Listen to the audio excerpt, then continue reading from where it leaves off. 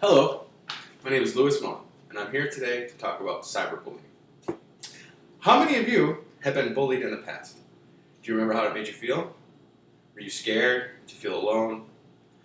Well, with the use of the internet now, cyberbullying has arrived.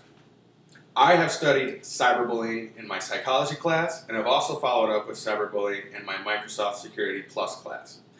I would like to talk to you about the differences between cyberbullying and traditional bullying using this chart that I found on stopbullying.gov. Cyberbullying can happen 24 hours a day, 7 days a week, 365 days a year.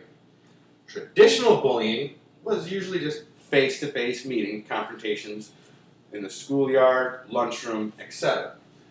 Now with cyberbullying, since it happens all online or electronically, it is very hard to escape from the ridicule because everyone uses the internet. Everyone has a cell phone.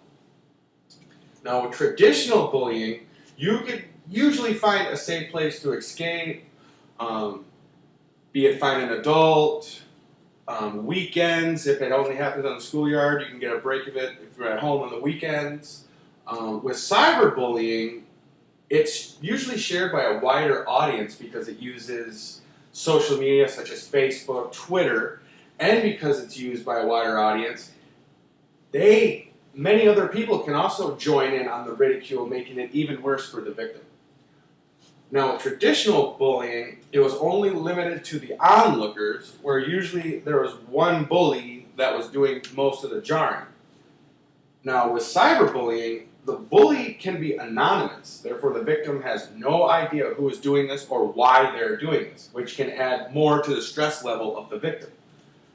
Now with traditional bullying, the bully can be identified, which the victim understands, okay, obviously this person doesn't like me, I can stay clear of that person, obviously if I'm doing something wrong to them to make them act this way, I can figure out how to change that. Now, with cyberbullying, there is no geographical limits. It can happen even if the bully, let's say, moves away to another state or another school, he can still be tethered to the victim, be it social media, text messages, email, etc.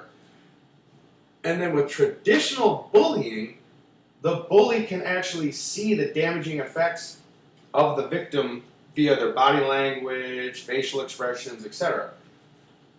Now I'd like to switch over to the causes, which I found on nobullying.com, which shows that retaliation can be a cause of cyberbullying because the person may have stolen a boyfriend or girlfriend and they want to make the other person feel bad, so they slander them on Facebook. Another thing could be jealousy, where a student or another person was outshined, be it academically or athletically, and the person feels that they need to take that person down a peg or two.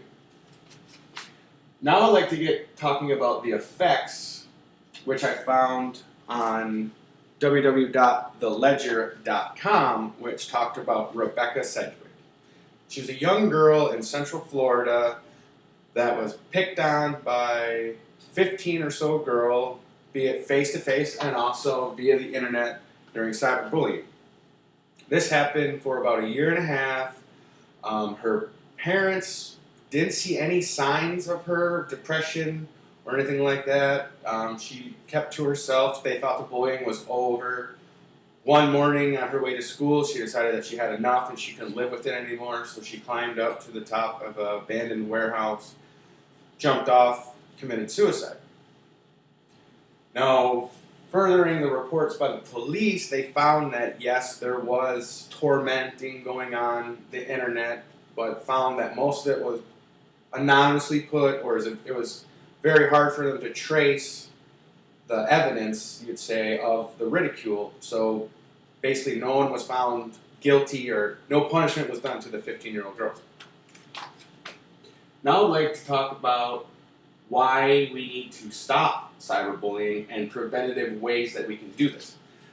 Parents need to get more involved with what their children are doing on the internet. Now, there's many sites that I found, deletecyberbullying.org, that was a great one that showed where preventative measures that parents can take to monitor their kids' via the web, online. They can teach them etiquette. They can make them rules about how to follow certain procedures online. Schools, they have a very hard time controlling cyberbullying because most of cyberbullying is done off school grounds, out of school hours. It could be kids out of different districts causing these things, but there needs to be more ways that kids can talk to either guidance counselors, other students, teachers, detailing them about what they go through on cyberbullying.com and ways that we can stop it.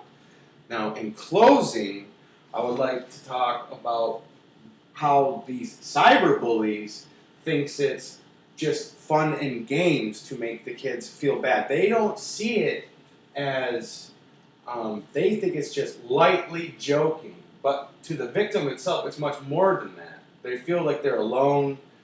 They're more like in a cocoon, in a hole, and that is something that needs to stop. So, in closing, cyberbullying is no joke and should be taken very seriously. These are hurting many kids, and that's psychological and emotional, and in later cases, even suicide. Cyberbullying needs to end now. Thank you for your time. I have a question.